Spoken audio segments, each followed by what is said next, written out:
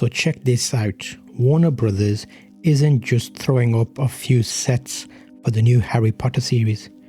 They're literally building a whole town. Yep, an actual mini city with houses, roads, sound stages, the size of aircraft hangars, and they're spending over $1 billion to make it happen. In this video, I'll break down the scale of this crazy project, the cast we know so far, how HBO's approaching it, and why they're putting such a massive bet on bringing Harry Potter back. Stick around, hit subscribe and like, and let's jump straight in.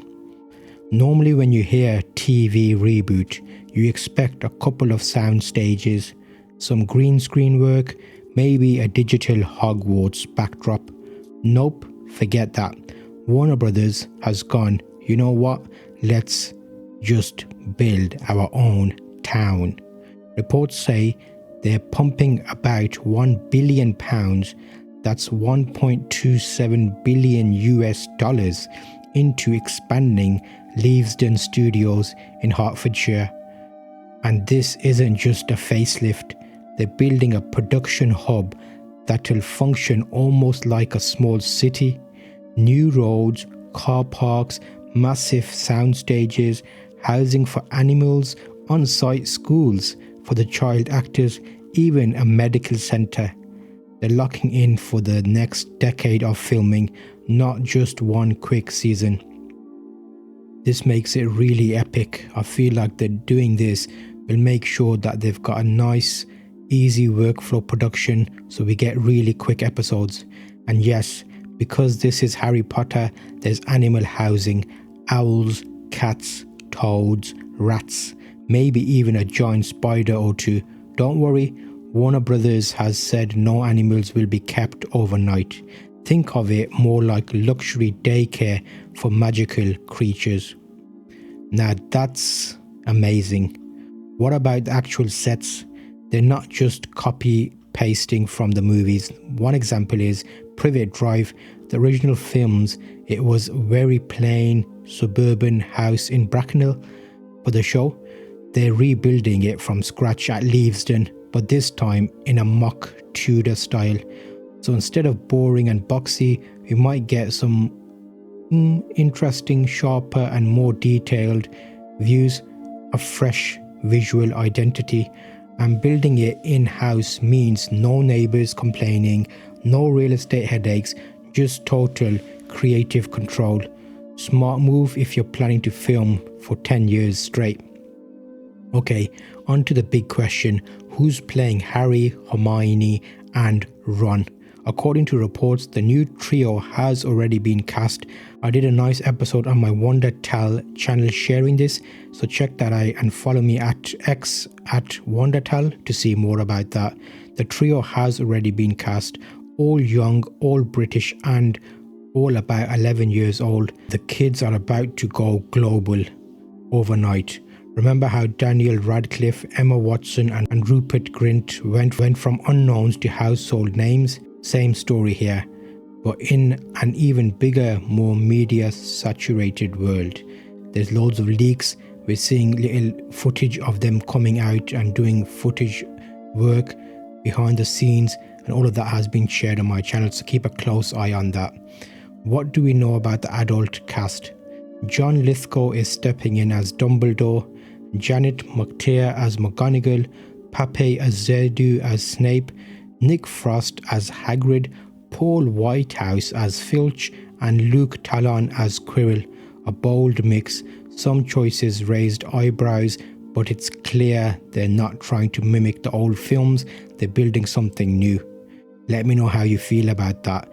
I'm not too keen on some of the casts, and I feel like it's an interesting take, but I'm willing to give it a chance. Maybe, just maybe, they might work out okay.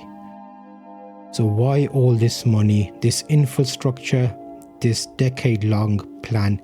Because HBO isn't treating this like a spin-off. They're retelling all 7 books, 1 season per book, with the space to include every subplot and side character the films left out. They're basically rebuilding the wizarding world from the ground up, both literally with the new sets and figuratively with the story.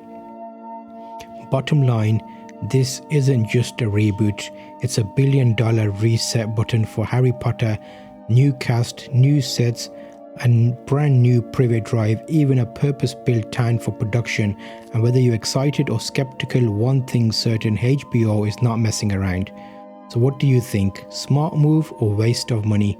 And who do you reckon should have been cast as Snape? Alright, before we wrap up, let's slide into a bonus update with the freshest casting revelations and a peek of what's being leaked lately. And yes, it's juicy. Original faces return, so we do know the surprise of Warwick Davis is coming back as Professor Flitwick, just Flitwick this time, not Griphook mind.